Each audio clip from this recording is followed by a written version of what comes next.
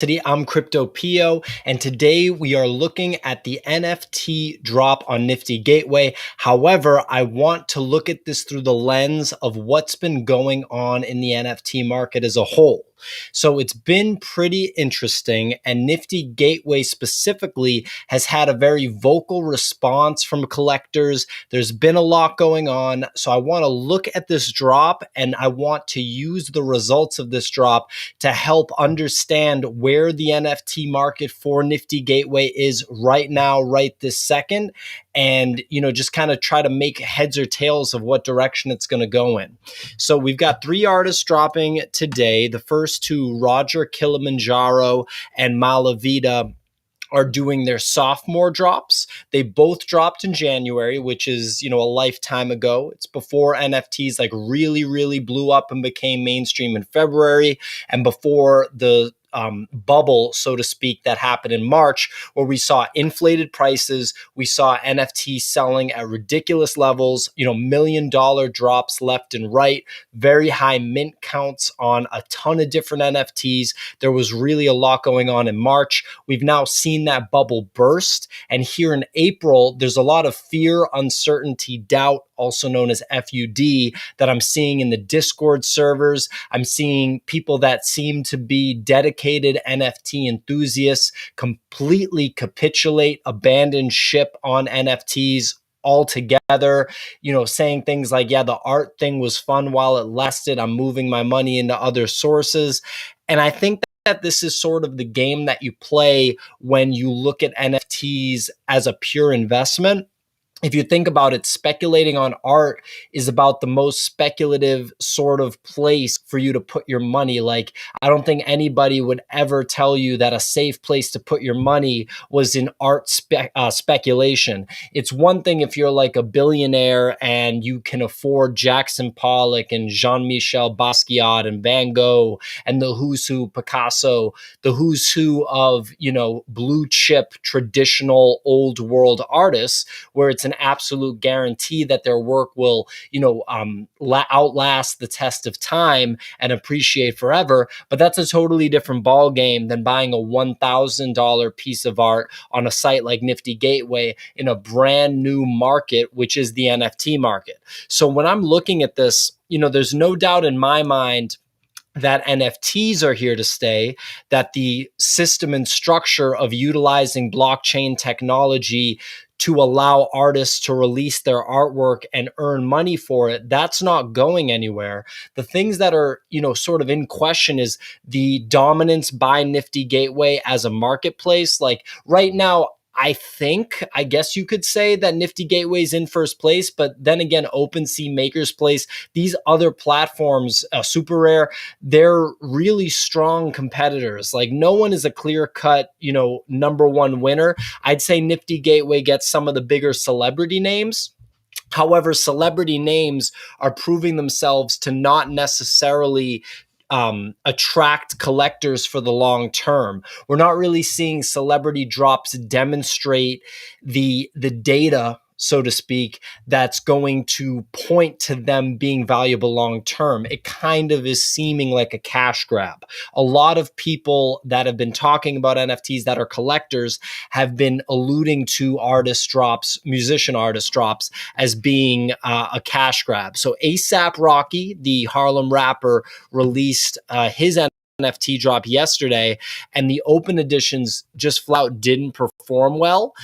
The open editions were, I think it was a sub 100 mint. I'm trying to pull it up here. Sub 100 mint on this open edition A$AP Rocky. It's a $500 open edition. So if this came out in mid-March, this 100% would have been $1,000. Maybe it would have been $1,500. I think that this $500 is the most that A$AP Rocky, when consulting with Nifty Gateway's, drop consultants, was able to charge for this. I think the idea was, this is how much you should charge for this. You shouldn't go higher. We want it to sell. And yet it still had a sub 100 mint.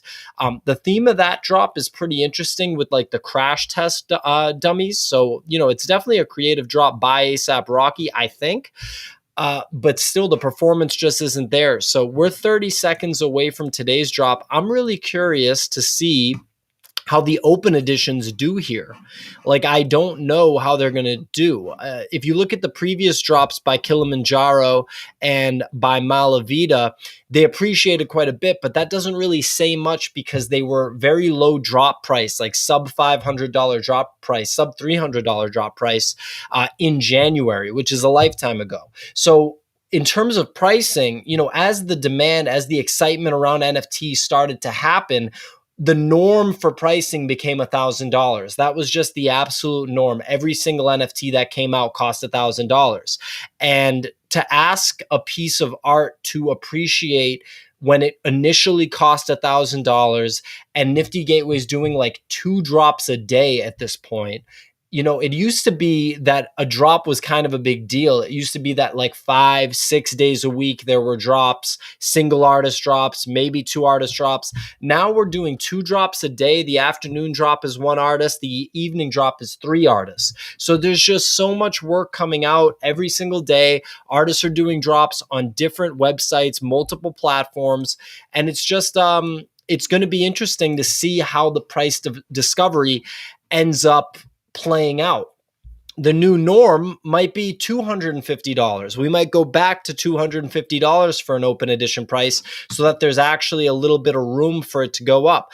So let's look at these. We have a 333 and a 666 in terms of drop price, 333 and 666. And it looks like the 333 is performing really well, but the 666, not so much. 8 on that, 30 on the 333. If I look at, let me see. So if I pull up the other open editions right now, let's see what's going on there.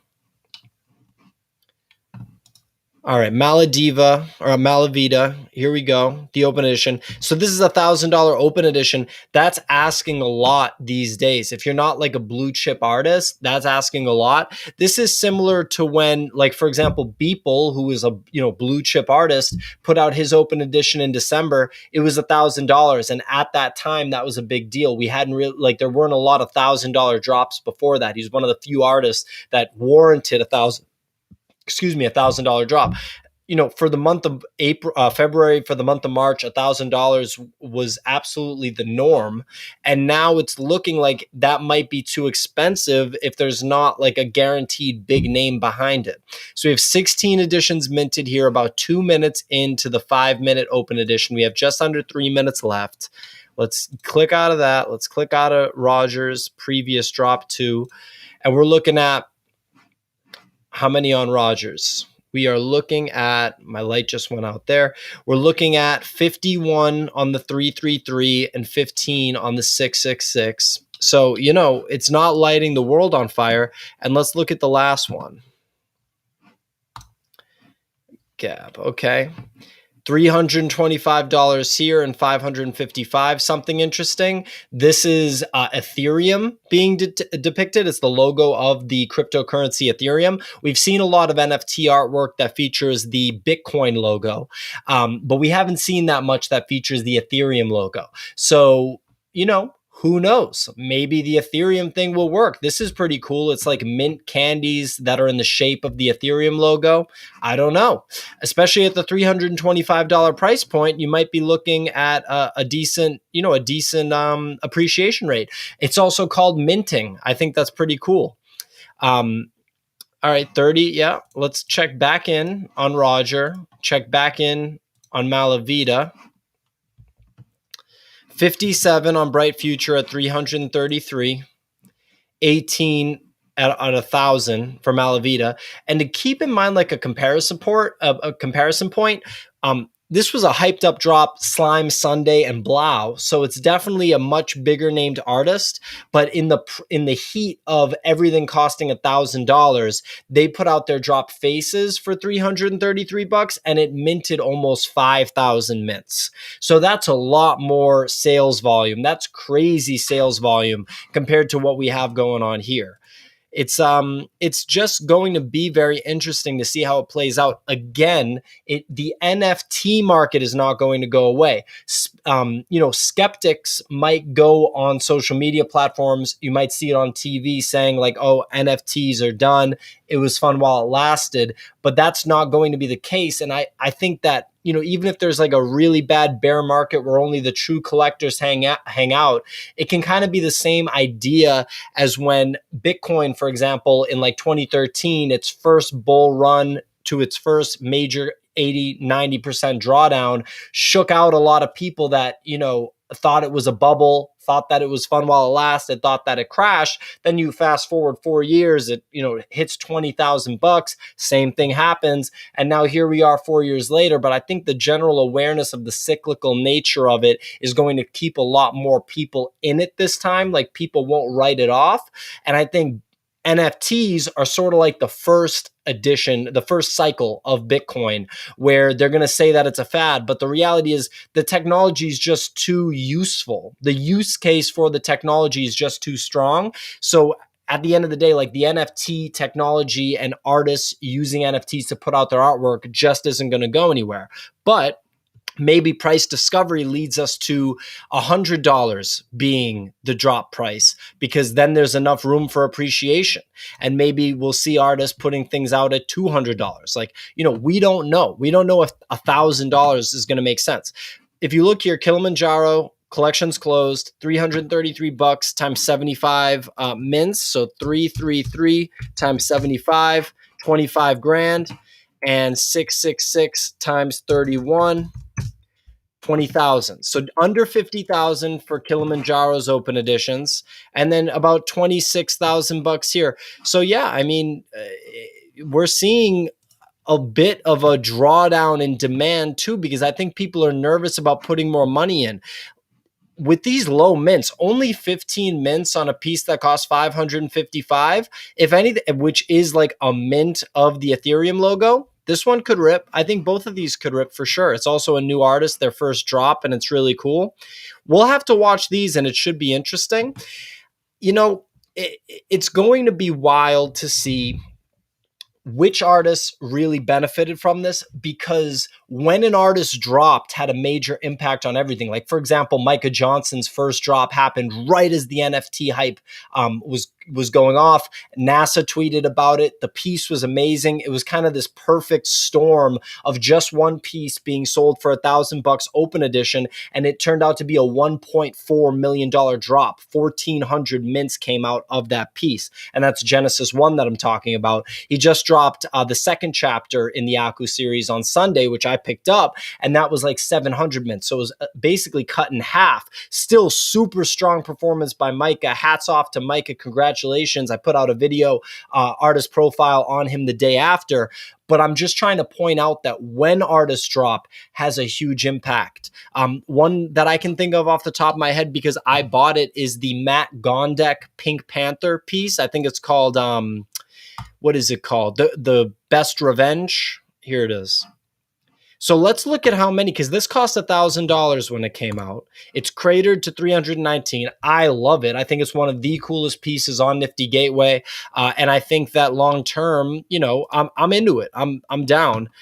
727 primary sales at $1,000. So almost $750,000 drop for Matt Gondek. If he drops now, I can't see that being the case. I just can't see it. People in Discord were trashing him. They were trashing other artists too.